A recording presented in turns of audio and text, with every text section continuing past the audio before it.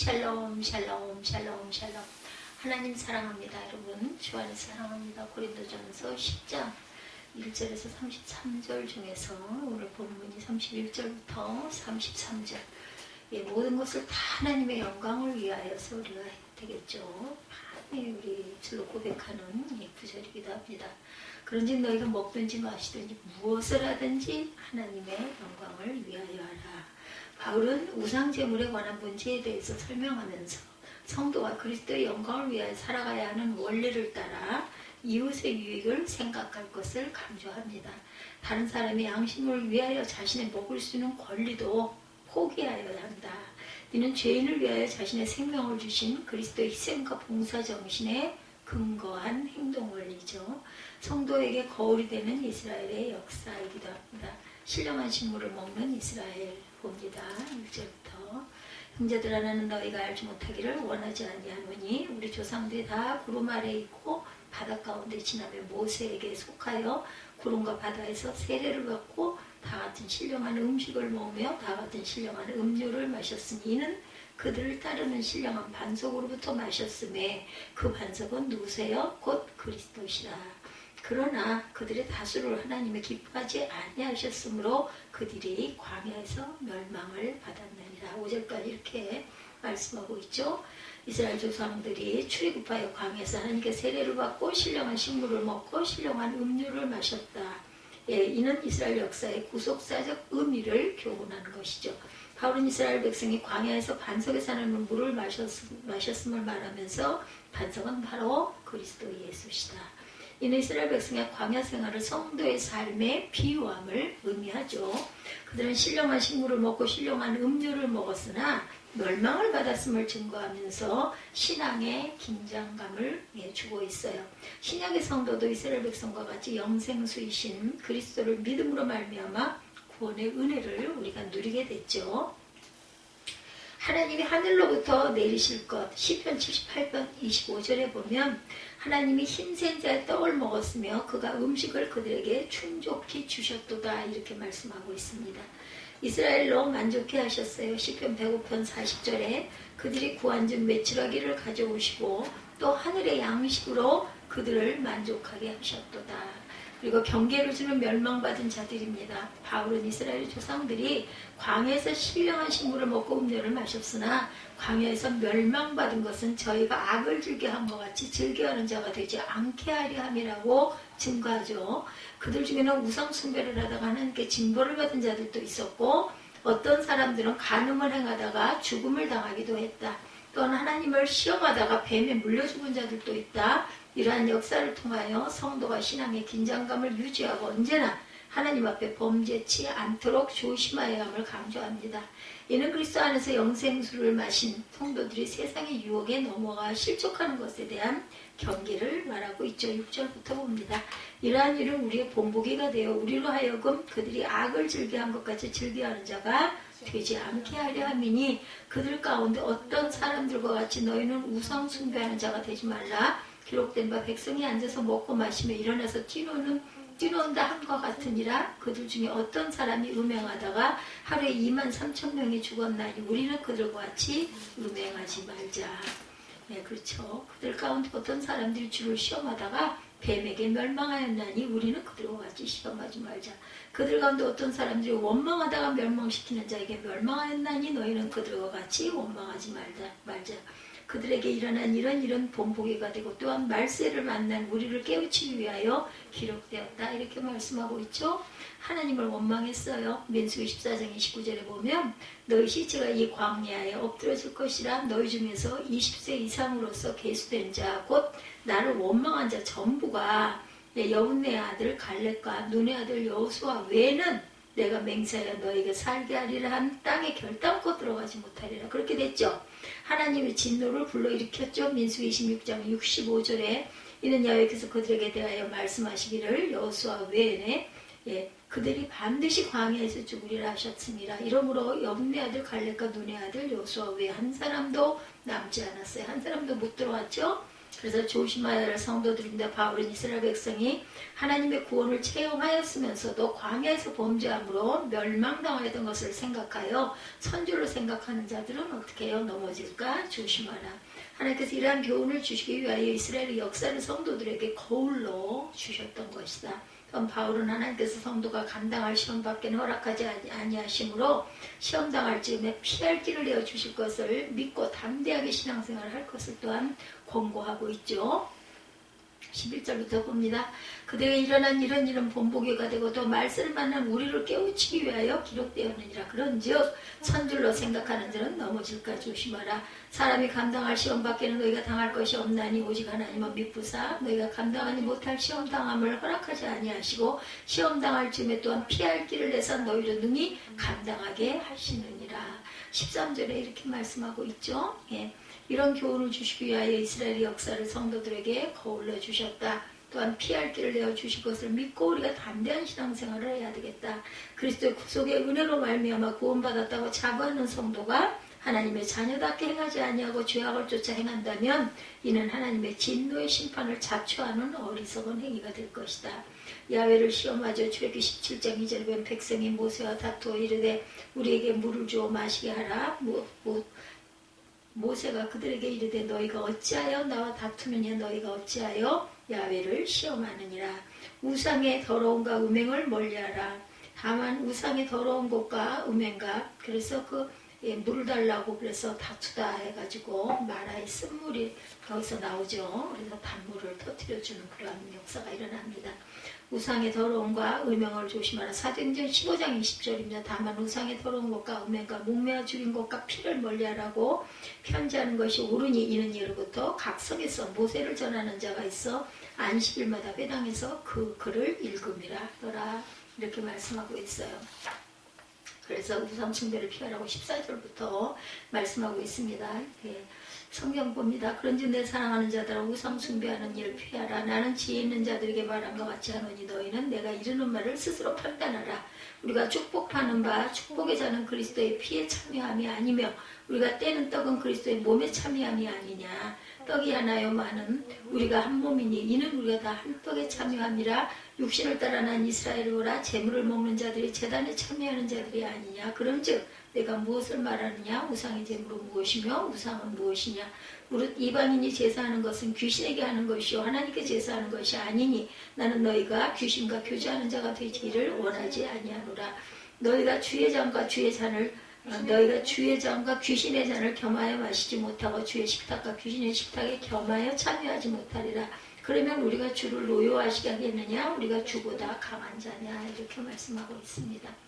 예, 그리스도의 그 몸에 참여하는 성도들, 바울은 성도들에게 우상 숭배를 피할 것을 명하면서 그리스도의 축복의 잔을 마시는 것이 곧 그리스도의 피에 참여하는 것이며 성찬에서 떼는 떡은 그리스도의 몸에 참여하는 것임을 강조하죠. 성도가 한 떡을 떼어 먹으면 모두가 그리스도 안에서 하나됨을 의미한다는 것이죠.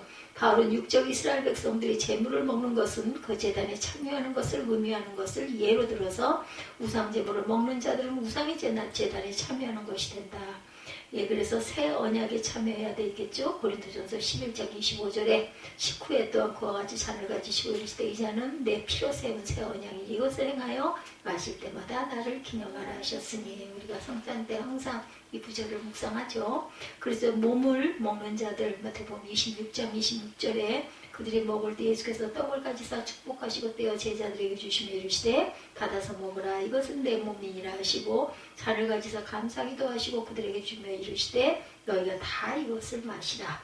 그래서 우상제단에 참여하지 못할 성도들입니다. 바울은 성도가 그리스도의 잔을 마시는 동시에 우상의 잔을 마실 수 없고 그리스도의 먹을 그것을 먹은가 동시에 귀신의 떡을 그리스도의 떡을 먹은가 동시에 못해요. 귀신의 떡을 땜으로써 우상과 교제할 수 없음을 증거하죠. 이는 성도가 하나님과 우상을 동시에 섬길 수 없음을 의미합니다. 하나님은 거룩하신 분으로 홀로 영광을 받으셔야 한다. 바울은 성도가 주를 노려하시게 할 수 없음을 강조했는데 이는 성도가 그리스도보다 강하지 않기 때문이다. 즉 성도는 주의 종이므로 주님의 뜻을 쫓아 순종하여야 한다. 종이 뭐예요? 종이, 그죠? 주인을 따라서 하는 거죠. 순종하죠. 우상숭배는 하나님의 질투를 유발한다. 신명기 32장 21절입니다. 그들이 하나님이 아닌 것으로 내 질투를 일으키며 허무한 것으로 내 진노를 일으켰으니 나도 백성이 아닌 자로 그들에게 시기가 나게 하며 어리석은 민족으로 그들의 분노를 일으키노라. 주의 심판이 없는 상관이 없는 우상숭배. 신명기 32장 38절에 그들의 재물에 기름을 먹고 그들의 전제의 재물인 포도주를 마시던 자들이 일어나 너희를 돕게 하고 너희를 위해 피난처가 되게 하라. 그래서 모두 다 하나님의 영광을 위한 성도의 삶을 살아야 되겠다는, 남의 유익을 구할 줄 알아야 된다는 거죠. 14절부터 우리 아까 어디까지 읽었죠? 20절까지 읽었나요? 너희가 주의 잔과 귀신의 잔을 겸하여 마시지 못하고 주의 식탁과 귀신의 식탁을 겸하여 참여하지 못하려 그러면 우리가 주를 노여워하시게 하겠느냐? 우리가 주보다 강한 자냐? 먹든지 마시든지 무엇을 하나님의 영광을 위하여 하는 삶을 살아야 되겠다라는 거죠. 그래서 23절부터 보면 모든 것이 가하나 모든 것이 유익한 것은 아니요 모든 것이 가하나 모든 것이 덕을 세우는 것은 아니니 누구든지 자기 유익을 구하지 말고 남의 유익을 구하라고 말씀하고 있습니다.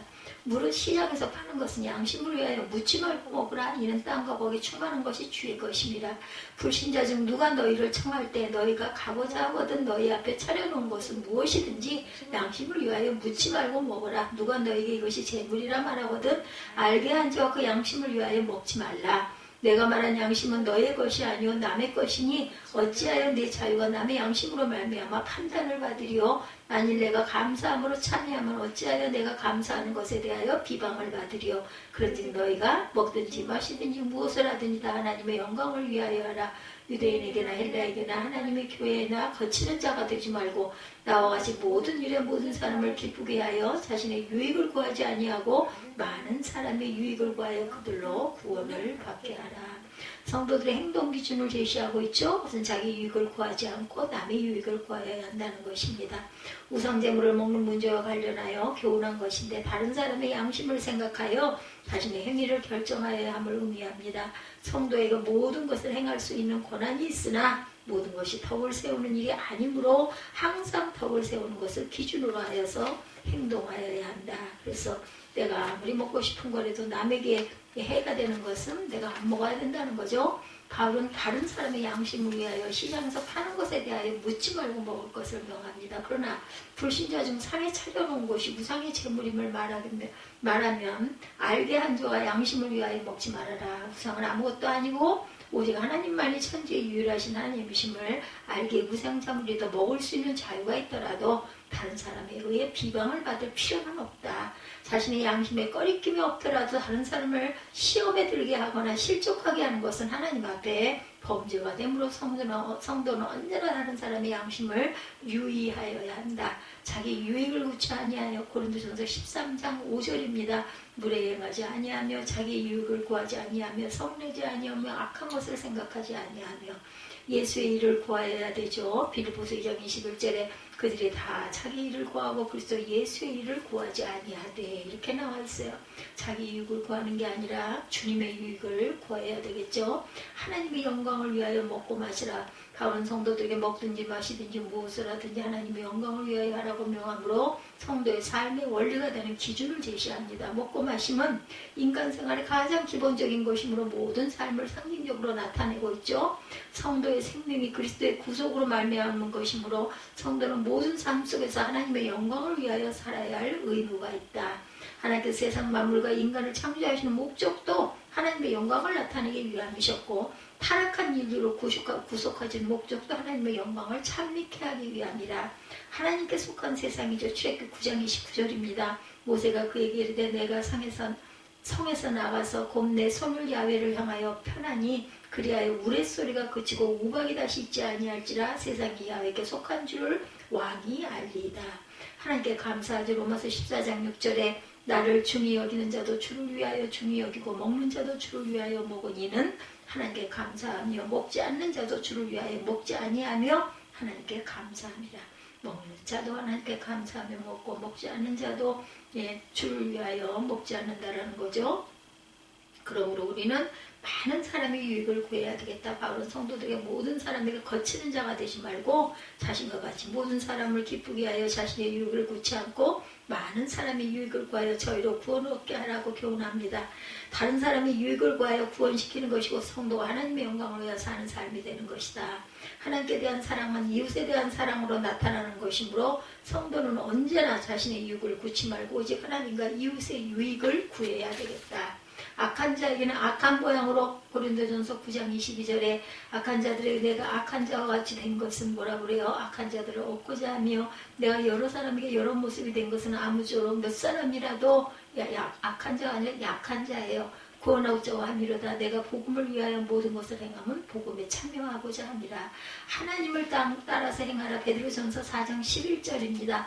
만일 누가 말하려면 하나님 말씀을 하는 것 같이 하고 누가 봉사하려면 하나님이 공급하시는 힘으로 하는 것 같이 하라. 이는 범사에 예수 그리스도로 말미암아 하나님의 영광을 받으시게 하려 하니 그에게 영광과 권능이 세세에 무궁토록 있느니라. 아멘. 그리스도 안에 있는 자에게 주어진 자유는 자신을 유익하는 데 사용한 것이 아니라 그리스도의 영광을 위하여 사용되어야 함을 교훈하고 있습니다. 성도는 언제나 그리스도와 같이 자신의 유익을 구치 아니하며 이웃의 유익을 먼저 생각하는 그런 사랑의 삶을 살아가야 되겠다. 그래서 오늘 왜 살아요? 우리가 무엇 때문에 살아요? 무엇을 위해 살아요? 뭐라고 답하셨어요? 하나님의 영광을 위하여 살아야 되겠죠? 먹든지 마시든지 무엇을 하든지 다 하나님의 영광을 위하여 해야 합니다. 유대인에게나 헬라인에게나 하나님의 교회나 거치는 자가 되지 말고 나와 같이 모든 일에 모든 사람을 기쁘게 하여 자신의 유익을 구하지 아니하고 많은 사람의 유익을 구하여 그들로 구원을 받게 하라. 성경에 보면 이 세상에 얼마나 악함과 사람이 얼마나 타락했는가, 사람의 죄가 얼마나 많은가, 세상의 고난이 얼마나 많은 것을 우리가 알죠. 우리가 사는 이 세상에는 정말 죄가 많습니다. 로마서 3장 10절에서 15절에 보면 기록된 바 의인은 없나니 하나도 없으며 깨달는 자도 없고 하나님을 찾는 자도 없고 다 지우지 함께 무익하게 되고 선을 행하는 자가 없나니 하나도 없도다. 그들의 목구멍은 열린 무덤이요 그 혀로는 속임을 삼으며 그 입속에는 독사의 독이 있고 그 입에는 저주와 악독이 가득하고 그 발은 피 흘리는 데 빠른지라 이렇게 기록되어 있어요. 죄가 없는 의인은 한 사람도 없어요. 그리고 사람은 무지몽매하고 악하다. 입술로 죄를 많이 범하죠. 우리 모두가. 디모데전서 1장 15절에 보면 미쁘다 모든 사람이 받을 만한 이 말이요 그리스도 예수께서 죄인을 구원하시려고 세상에 임하셨다 하였도다. 죄인 중에 내가 괴수니라. 누가? 바울이 직접 자신이 괴수라고 얘기하죠.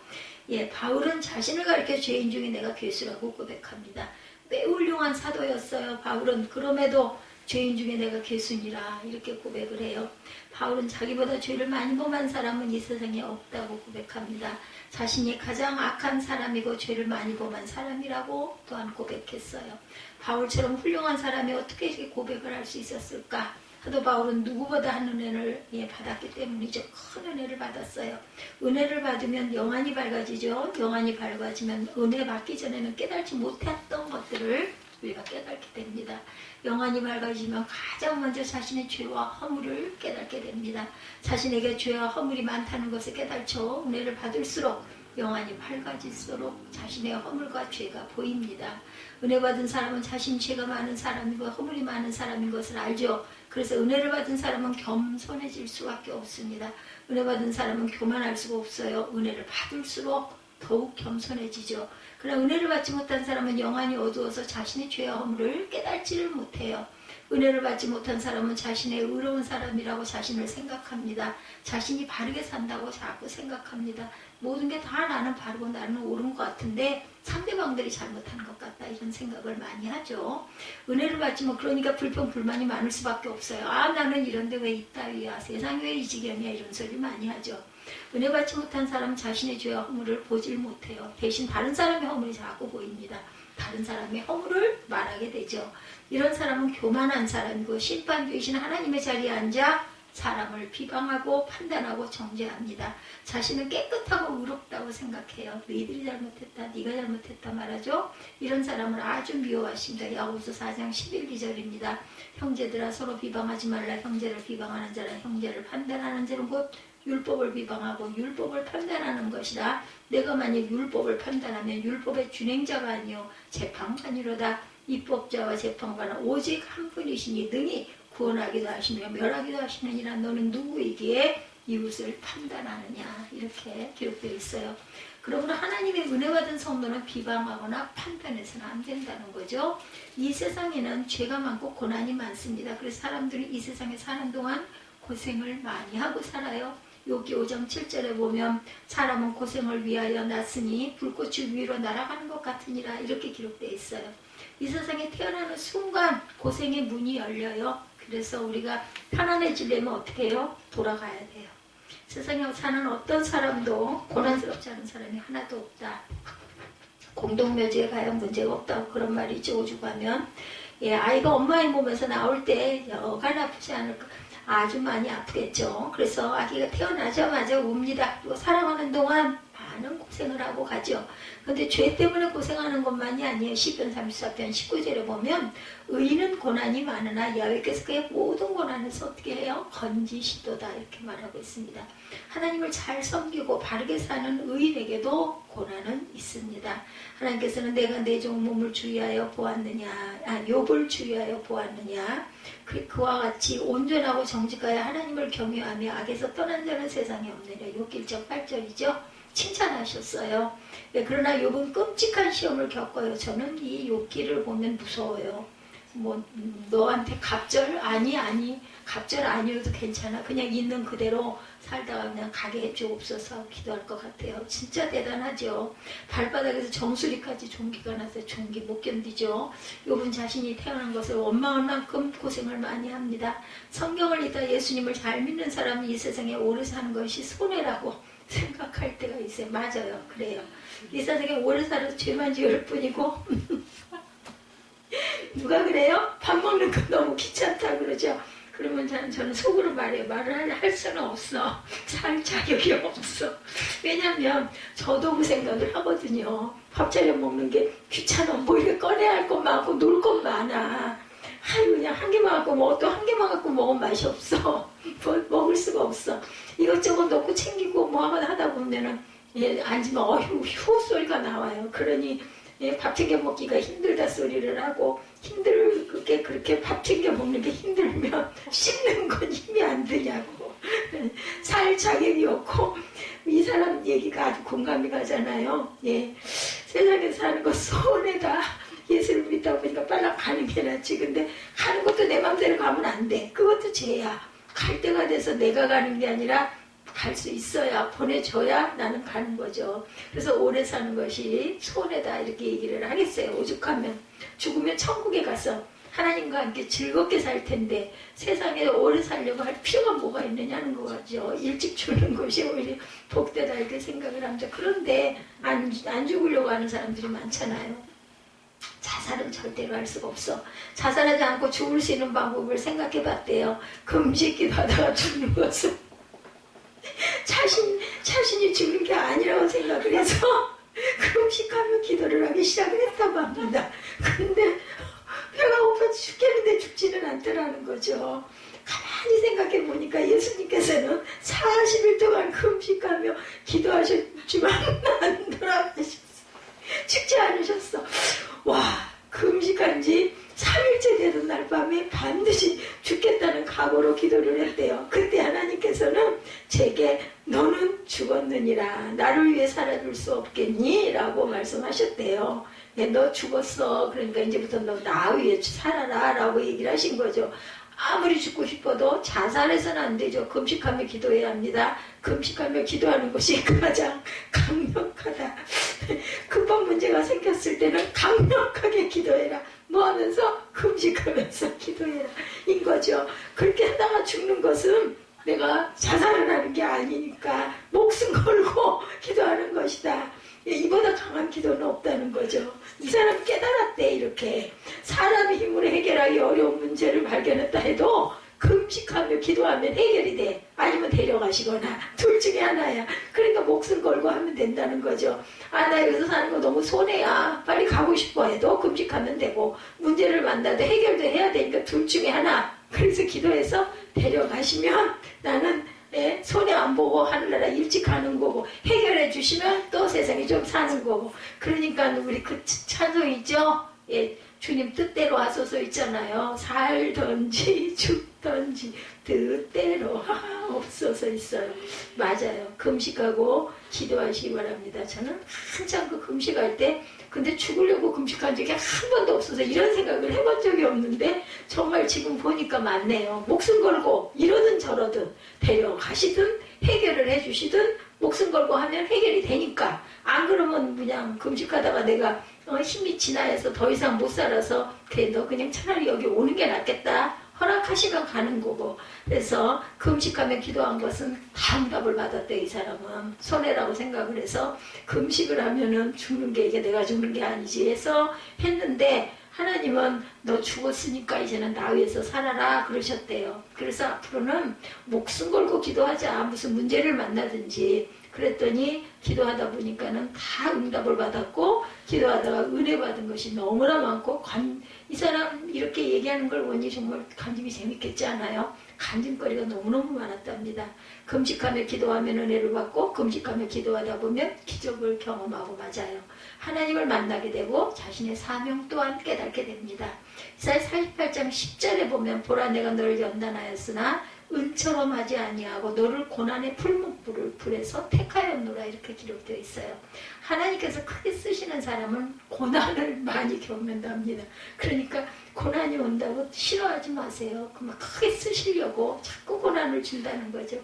고난의 풀무불 속에 집어넣었다고 표현할 만큼 많은 고난을 겪으면 큰 그릇으로 쓰신대요. 그러니까 고난 속에서 목숨 걸고 하나님께 기도해서 은혜를 받고 능력을 받아서 하나님께서 크게 쓰시는 사람이 그분은 되었대요. 그래서 그렇게 해가지고 하나님께서 크게 쓰시는 사람은 고난의 풀무불 속에서 하나님께서 택하신 사람이다. 고난의 풀무불을 지나야 순금이 되죠. 하나님께 크게 영광을 돌린 사람은 큰 고난을 겪었어요. 요셉은 애굽의 노예라고 한동안은 폐결핵을 앓는 것이 아주 큰 축복이다 했대죠. 예, 조인도 목사님 결핵 앓다가 살아나셨잖아요. 그래서 폐결핵이 걸려라 기도를 주의 종이 되려는 분들은요, 나도 얼른 해서 이 결핵에 걸려야 내가 은혜를 받아가지고 큰 능력을 받을 텐데 아니 혈액 걸린 사람마다 그렇게 그릇들이 크게 되신 분들이 그 즈음에 계셨어요. 몇 분이. 그러다 보니까 나는 왜 혈액에도 안 걸려 이렇게 하고 울었다고 그러죠. 모세는 태어난 지 3개월이 되었을 때 나일강에 버려지죠. 그리고 미디안강에서 40년 동안 버려져가지고 미디안강에서 40년 동안 고난을 겪었어. 다윗은 골리앗을 죽였을 때 20세가 되지 않았어. 다윗이 골리앗을 죽인 후에 사울은 다윗을 질투해서 다윗을 죽이려고 쫓아다니죠. 10수년 동안 도망다녀요. 그죠? 그렇게 해가지고 결국 왕이 되지 않아요. 그죠? 30세가 되었을 때 이스라엘의 왕이 되죠. 다윗은 왕이 되기 전까지 사울의 질투를 받아서 죽음의 공포 속에서 살아야 돼. 하루도 편한 날이 없었어요. 욥기 23장 10절에도 그죠? 내가 가는 길을 그가 아시나니 그가 나를 연단하신 후에는 내가 순금같이 되어 나오리라. 이 깨달은 거야. 근데 나 그래도 싫어. 나는 욥같이 절대로 나는 안 할 거예요. 하나님도 그릇 보고 하셔요. 그냥 그러다가 부셔져가지고는 큰 적도 없이 없어져 버릴 것 같은 존재한테는 차라리 너 세상에 남아서 이거라도 해 그러시지 그냥 아무나 다 이렇게 욥처럼 그렇게 풀무불 속에다 집어넣지 않는다는 거죠. 이것은 욥의 신앙 고백입니다. 욥은 자신이 겪은 시험과 고난을 통해 자신이 순금처럼 될 것이라고 고백을 하죠. 그냥 그게 닥쳤는데 뭐 어떡해. 차라리 이렇게라도 기도해야지. 정금같이 저는 돼서 나오겠습니다. 뭐 죽으면 죽으리라. 이렇게 하나님 뭐 이름이 죽으면 죽으리다 이 사람은 뭐 말할 것도 없죠. 그죠? 예, 자신이 겪은 시험과 고난을 통해 자신이 순금처럼 될 것이다. 디모데후서 2장 20절 21절입니다. 큰 집에는 큰 그릇과 은그릇뿐 아니라 나무 그릇과 질그릇도 있고 귀하게 쓰는 것도 있고 천하게 쓰는 것도 있나니 그러므로 누구든지 이런 것에서 자기를 깨끗하게 하면 귀히 쓰는 그릇이 되어 거룩하고 주인이 쓰심에 합당하며 모든 선한 일에 준비함이 되리라 이렇게 기록되어 있어요. 하나님께서는 순금과 같은 사람으로 만드시고 깨끗하게 하셔서 하나님께서 쓰시려고 고난의 풀무불에 집어넣는다. 근데 뭐 아무나 다 집어넣냐고요. 꼭 넣을 만한 그릇만 집어넣으시죠. 아시죠? 얘는 감당할 수 있어. 아이고 이거는 했다가는 그냥 죽어 안 돼. 예, 이거는 늘 필요가 없이 그냥 세상에 그냥 살려놓는 게 다 아신다는 거죠. 이 세상에 사는 동안 죽고 싶을 정도로 고난을 겪는다면 금식하며 기도하시면 되게 답이에요. 무슨 일이 일어나는가를 보라는 거죠. 그리고 나서 어려움을 당할 때 목숨 걸고 기도하시기 바랍니다. 그렇게 하는 사람에게 하나님께서는 은혜를 주시죠. 믿음이 좋아지고 기적을 체험하고 하나님께서 이런 사람을 쓰시죠. 결국은. 예, 우리 여러분들 왜 살아요? 무엇을 오늘 제목이기도 해요. 무엇을 위해 사느냐? 하나님의 영광을 답을 우리는 딱 외우고 있기는 하지만 세상 사람들이 이렇게 묻는다면 사람들은 뭐 여러 가지 대답을 많이 해. 대개는 뭐라 그래요?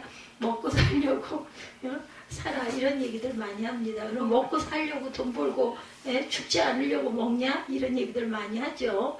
그래서 보면 마태복음 6장 31절에서 34절에 예수께서 그러므로 염려하여 이르기를 무엇을 먹을까 무엇을 마실까 무엇을 입을까 하지 말라. 이는 다 이방인들이 구하는 것이다. 너희 하늘아버지께서 이 모든 것이 너희에게 있어야 할 줄을 아시느니라. 그런즉 너희는 먼저 그의 나라와 그의 일을 구하라. 그리하면 이 모든 것을 너에게 더하시리라. 그러므로 내일 일을 위하여 염려하지 말라. 내일 일은 내일이 염려할 것이요 한날의 괴로움은 그날의 족하니라 말씀하셨어요. 아무리 어려워도 내일 일을 걱정하지 말라. 그러니까 가끔가다 위로가 되더라고요. 그냥 내일 일은 내일이 그냥 오늘은 나 편하게 잘래요. 이렇게 되는 거죠. 저는 실제 이럴 때가 많아요. 그냥 내일 일은 내일이 알아서 해줄 거니 그냥 오늘은 오늘 일까지만 하자. 예, 내일이 오지 않을지도 모르죠. 그죠? 예, 무슨 일이 일어날지 알 수가 없습니다. 우리나라가 가난했을 때 먹고 살기 어려워서 집집에 걱정이 참 많았을 거예요. 그래서 우리 대한민국 국민들이 하나님을 많이 경외하고 예수 믿는 사람들이 그 전도가 많이 됐었던 것 같아요. 예. 가난했을 때 먹고 살기 어려워 집집마다 걱정이 많았는데 굶는 사람 뭐 그냥 많았죠. 그래서 인사가 진지 잡수셨습니까가 인사가 됐다는 거죠. 6.25 전쟁으로 인해 서울이 폐허가 되죠. 공장이 무너집니다. 막노동이라도 해야 먹고 살 수 있을 텐데 막노동 할 것도 없어요. 그래서 남자 어른들은 지게를 지고 옆으로 나가 참 많았어요. 지게꾼들 그죠. 여기서 짐을 날라주고 돈을 받으려고 합니다. 그때 아주 어린 아들이었던 그분의 이야기 무엇이든 먹어야 살 텐데 집에는 먹을 것이 없어요. 그래서 들러 나가 메뚜기 개구리 저도 이거 메뚜기 다리 개구리 다리 구워 먹고 그랬던 그 기억이 납니다. 제가 직접 굽지는 않았지만 주면 받아 먹고 했어요. 또 보양식들을 많이 먹었죠. 먹고 사는 것이 해결된 사람은 좀 더 잘 살려고 하죠. 좋은 옷을 입으려고 합니다. 좋은 음식을 먹으려고 하죠. 또 좋은 집에서 살려고 합니다. 근데 아무것도 걱정하지 않고 사는 방법이 여러분 무엇인지 아세요? 하나님 말씀에 순종하며 사는 거예요. 단순하게 사는 거예요. 예, 우리가 존경하는 그러한 목사님들께 제가 그 전에 한번 여쭤본 적이 있어요. 필그림에 가가지고 예, 어떻게 사시냐고 일상이 어떻게 되시냐고 그랬더니 그러시더라고요. 나는 그냥 아주 그냥 간단해. 특별히 하는 게 없어. 그냥 일어나면은 그냥 묵상하고 그리고 산책하고 하루 일과가 이렇다 보면서 복잡하게 사는 사람일수록 문제가 많다. 이런 말씀하시죠. 그러니까 간단하게 살아야 된대. 뭐든지. 자녀와 떡반죽 그릇까지 복을 받는다고 하죠. 복을 받아 뭐하면 순종하는 사람들을 들에서도 그리고 복을 받고 나가도 복을 받고 손으로 하는 모든 일이 복을 받는 일 그것의 근원은 뭐라고요? 말씀에 순종하며 사는 거. 그러니까 간단하죠. 생각을 많이 하는 사람들은요. 그거 그렇게 해가지고 되겠어? 이런 생각부터 하게 되잖아요. 그러면 복잡해져. 어떻게 해야 될까? 그래서 뭐라고 말해? 머리를 굴린다 이런 얘기 많이 하죠. 어떻게든 해가지고 내가 이걸 이익을 봐야지 할 때 얼마나 머릿속이 복잡하겠어요. 단순하게 살아라. 그랬을 때 떡반죽 그릇까지 복을 받는다는 거죠. 하나님 말씀대로 살 때 하나님께서 기뻐하시고 세상에서 먹고 사는 것을 걱정하지 않게 하신다. 그러므로 하나님의 말씀대로 살려고 해라. 신명기 6장 24절에 야훼께서 우리에게 모든 규례를 지키라 명령하셨으니는 우리가 우리 하나님 야훼를 경외하여 항상 복을 누리게 하기 위하심이며 야훼께서 우리를 오늘과 같이 살게 하려 하심이라고 기록되어 있어요. 그러니까 말씀만 다 믿으면 걱정할 일이 없어. 성경을 보면 그저 순종하면 돼요. 우리는 하나님의 말씀을 귀찮게 여기지 말고 말씀이 복이 된다는 것을 확실하게 믿고 그대로 행하고 가면 된다. 답을 다 주셨잖아요. 다윗은 야훼를 경외하는 들은 정결하여 영혼까지 이루고 여호와의 법도 진실하여 다 의로우니 금꽃을 많은 순금보다 더 사모할 것이며 꿀과 송이꿀보다 더 달다 그러죠. 10편 19편 9절에서 10절입니다. 다윗은 말씀이 복인 것을 알았기 때문에 이렇게 고백할 수가 있었어요. 왜 사는가, 무엇을 위해 사는가를 물었을 때 행복을 위해 산다고 대답하는 사람들이 많죠. 그렇다면 누가 가장 행복한 사람일까? 또 이 질문이 나오게 되죠. 세상 사람들은 솔로몬을 가장 행복한 사람이라고 생각하기도 합니다.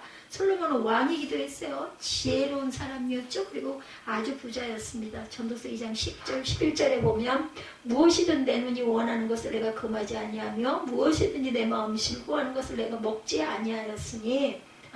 아니하였으니 이는 나의 모든 수고를 내 마음이 기뻐하였습니다. 이것이 나의 모든 수고로 말미암아 얻은 몫이로다. 그 후에 내가 생각해 본즉 내 손으로 한 모든 일과 내가 수고한 모든 것이 다 헛되어 바람을 잡는 것이며 해 아래에 무익한 것이로다. 이렇게 기록되어 있어요. 그러니까 솔로몬 왕은 이런 거를 다 해봤는데 결국은 무익하다라는 거죠. 바람을 잡는 것과 같다. 그냥 빠져나가 버린다는 거죠. 전도서 2장 17절에도 이러므로 내가 사는 것을 미워하였나니 이는 해 아래 하는 일이 내게 괴로우며 모두 다 헛되어 바람을 잡으려는 것이기 때문이로다. 이렇게 깨달은 거예요. 자신이 하고 싶은 대로 다 했죠. 구분부화를 쌓아놓고 살았어요. 결론은 괴로움이라고 고백합니다. 자신이 사는 것을 미워한다. 60세에 솔로몬은 죽었어요. 사람들이 부러워할 만큼 호화롭게 살았고 자신은 하루하루 사는 것이 괴로워서 죽을 지경이었다. 그러다 60세에 죽습니다. 한나라의 대통령을 했던 사람이 자살을 하죠. 재벌이 자살을 합니다. 최고의 인기를 누렸던 영화배우가 또한 자살을 합니다. 사람들의 눈에는 그것이 행복하게 보였지만 정작 그들은 행복하지 않았던 거죠. 그래서 그들은 자살하는 사람들이 좋은데 자살했겠어요. 정말 괴로우니까 못 견디겠으니까. 재벌이 아무 걱정 없이 잘 살 것이라고 생각을 하지만 그렇지 않죠. 재산이 많을수록 걱정거리가 더 많아집니다. 인기를 누리는 사람은 자신이 누리는 인기를 잃을까 걱정하죠. 그래서 우울증에 걸립니다. 그러다 자살하죠. 행복은 돈과 명예, 번세, 인기와 상관이 없어요. 그렇다면 누가 행복한 사람? 죄에서 구원받는 사람이 행복한 사람입니다. 예수님의 십자가 공로로 죄사함 받고 구원받은 것을 알고 확신하는 사람이 누리는 기쁨과 행복은 헤아릴 수가 없죠. 죄가 모두 해결된 것과 구원받는 것, 천국 백성이 된 것을 확신하면 춤을 추고 싶을 만큼 기쁘죠. 가장 큰 고난, 가장 큰 저주는 죄로부터 오는 고난입니다. 예수님의 십자가 공로로 죄를 모두 사함받을 것을 알고 확신할 때 고난과 저주가 모두 해결이 됩니다. 기쁘고 행복해지죠. 둘째, 자원하여 기쁨으로 하나님의 말씀대로 사는 사람, 죄에서 구원받는 사람이 첫째로 행복한 사람이고 복된 사람이고, 둘째는 자원하여 기쁨으로 하나님의 말씀대로 사는 게, 하라고 해서 하는 게 아니라 우리 무슨 일이든지 그러죠. 누가 시켜서 하는 것보다 내가 자원하여 할 때 더 기쁘지 않아요? 요한복음 15장 9절에서 11절에 예수께서 아버지께서 나를 사랑하신 것 같이 나도 너희를 사랑하였으니 나의 사랑 안에 거하라. 내가 아버지의 계명을 지켜 그의 사랑 안에 거하는 것 같이 너희도 내 계명을 지키면 내 사랑 안에 거하리니 내가 이것을 너희에게 이르면 내 기쁨이 너희 안에 있어 너희 기쁨을 충만하게 하려 함이라. 내 계명은 곧 내가 너희를 사랑한 것 같이 너희도 서로 사랑하라 하는 이것이니라 말씀하세요. 예수께서 하나님의 순종하면서 하나님의 사랑 안에 있었을 때 그렇게 기뻤던 것처럼 너희도 내 사랑 안에 거해라. 그러면 너희가 서로 사랑하게 될 것이다 라고 말씀합니다. 사랑하는 것밖에는 방법이 없어요. 사랑과의 관계에서도 그렇고 어떤 무슨 문제든 사랑하면 할 수 있습니다. 예수께서 하나님의 계명을 지켜 하나님의 사랑 안에 거하셨죠. 이와 마찬가지로 우리도 예수님의 계명을 지키고 살면 하나님의 사랑 안에 거한다. 예수님의 기쁨이 우리에게 충만해지죠. 마태복음 5장 44, 5절입니다. 예수께서 나는 너에게 이르노니 너희 원수를 사랑하며 너희를 확대하는 이를 위하여 기도하라. 이같이 한즉 하늘에 계신 너희 아버지의 아들이 되리니 이는 하나님이 그 해를 악인과 선인에게 비추시며 비를 의로운 사람과 불의한 자에게 내려주심이라. 누구에게나 하나님께서는 의인이나 악인이나 똑같이 내려주신다라는 거죠. 용서하는 마음이 있어야 원수까지도 사랑할 수가 있어요. 마태복음 6장 14, 5절에 예수께서 너희가 사람의 잘못을 용서하면 너희 하늘 아버지께서도 너희의 잘못을 용서하시려냐. 너희가 사람의 잘못을 용서하지 아니하면 너희 아버지께서 너희 잘못을 용서하지 아니하시리라. 그러므로 반드시 용서해야 합니다. 우리는 원수를 사랑할 뿐만 아니라 우리를 괴롭히는 사람을 위해 기도해야 되죠. 로마서 12장 14절에 너희를 박해하는 자를 축복하라. 축복하고 저주하지 말라고 기록되어 있어요. 로마서 12장 18절에도 할 수 있거든 너희로서 모든 사람과 더불어 화목하라고 기록되어 있습니다. 좋아하는 사람뿐 아니라 싫어하는 사람과도, 친구뿐만 아니라 원수와도 화목해라. 우리가 이 말씀대로 살 때 우리가 참으로 복되고 복된 삶을 살 수 있다. 세 번째로는 기쁨이 충만한 사람. 첫째가 구원받은 사람이죠. 그리고 또한 두 번째가 자원하여 기쁨으로 하나님의 말씀대로 사는 사람. 셋째는 기쁨이 충만한 사람이다. 기쁨이 충만한 사람이 진정으로 복된 사람이다. 가장 큰 기쁨은 하나님을 만난 기쁨이죠. 하나님을 만난 기쁨은 이 세상의 어떤 것과도 비교할 수 없는 기쁨입니다. 욥기 13장 22절에 그리하시고 주는 나를 부르소서 내가 대답하리다. 즉 내게 말씀하시옵소서 주는 내게 대답하시옵소서라고 기록되어 있어요. 내게 말씀하게 하옵시고 주는 내게 대답하옵소서. 욥기 13장 24절에도 주께서 어찌하여 얼굴을 가리시고 나를 주의 원수로 여기시나이까. 욥이 고통당할 때 하나님께서 아무 말씀하지 않으셨어요. 욥기 37장까지 아무 말씀이 없으셔. 이것이 욥에게 가장 큰 고통이었다. 38장부터 하나님께서 욥에게 말씀하시죠. 이것이 욥에게 가장 큰 기쁨이었다. 욥은 하나님의 음성을 들으며 기쁨을 누리죠. 욥의 고통이 모두 사라집니다. 그 전에 돌아간 이어령의 그 교수님의 그 딸 이민아 목사 집회를 인도하는 곳에 아버지 이어령 교수가 가셨대요. 그곳에 있던 사람들이 모두 일어나 춤을 추며 찬양하는 것을 보았다고 그러죠. 근데 이민아 목사가 사람들 사이에서 사람들과 같이 춤추며 찬양하는 것을 보았대요. 이것을 본 이어령 교수는 딸에게 너는 제발 그렇게 하지 마라. 미친 사람처럼 그렇게 하지 마라. 이렇게 말하더랍니다. 이민아 목사는 아버지 이어령 교수에게 아버지 이런 기쁨이 없다면 예수를 믿는 것이 아니에요 라고 말했다죠. 정말 예수를 믿는다면 기뻐할 수밖에 없다는 의미. 그때는 아마 이어령 교수가 그냥 교수였겠죠. 집사가 아니라. 날마다 하나님께서 함께 하시고 말씀해 주시는 것을 경험하는 사람, 하나님과 문이 열려 있는 사람, 하나님과 소통하는 사람은 참으로 행복한 사람입니다. 맞습니다. 바울은 전도하면서 박해를 많이 받았죠. 고난을 정말 많이 겪었어요.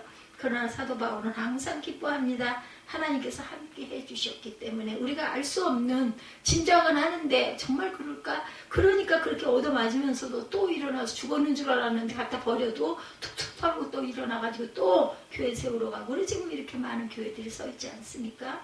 하나님께서 늘 말씀해 주셨기 때문에 그만큼 위로해 주시고 격려해 주시고 붙들어 주시고 은혜를 주셨기 때문에 그걸 감당하고 갔던 거죠. 하나님과 늘 함께 하나님과 교통했어요. 바울에게 고난이 있었지만 이겨낼 수 있었던 것, 기뻐할 수 있었던 모든 것은 하나님이 공급해 주시는 은혜고 기쁨이었기 때문이다. 예수를 믿어 구원받은 우리는 무엇을 하든 하나님을 기쁘시게 해야 한다. 우리가 이런 마음만 가져도 복을 받습니다. 먹든지 마시든지 무엇을 하든지 하나님께 영광을 돌리려고 한다면 하나님을 기쁘시게 하려는 마음을 가지고 살려는 마음만 가져도 복을 받는다. 고린도전서 10장 오늘 본문이죠. 31절에 33절. 그런즉 너희가 먹든지 마시든지 무엇을 하든지 하나님의 영광을 위하여 하라. 왜 살아요? 뭐 때문에 살아요? 하나님의 영광을 위하여. 바로 나와야 되죠. 유대인에게나 헬라인에게나 하나님의 교회나 거치는 자가 되지 말고 나와 같이 모든 일에 모든 사람을 기쁘게 하여 자신의 유익을 구하지 아니하고 많은 사람의 유익을 구하여 그들로 구원을 받게 하라고 기록되어 있습니다.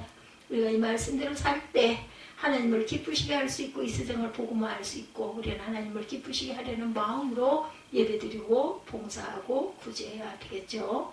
일상에서도 마찬가지 장사를 하든 직장생활을 하든 하나님을 기쁘시게 하려는 마음으로 해야 되겠다. 기도할 때도 자신이 원하는 대로 이루어지기를 기도할 것이 아니라 하나님을 감동시키는 기도, 하나님을 기쁘시게 하는 기도를 해야 되겠죠. 하나님을 감동시키는 믿음의 기도를 할 때 기적은 일어납니다.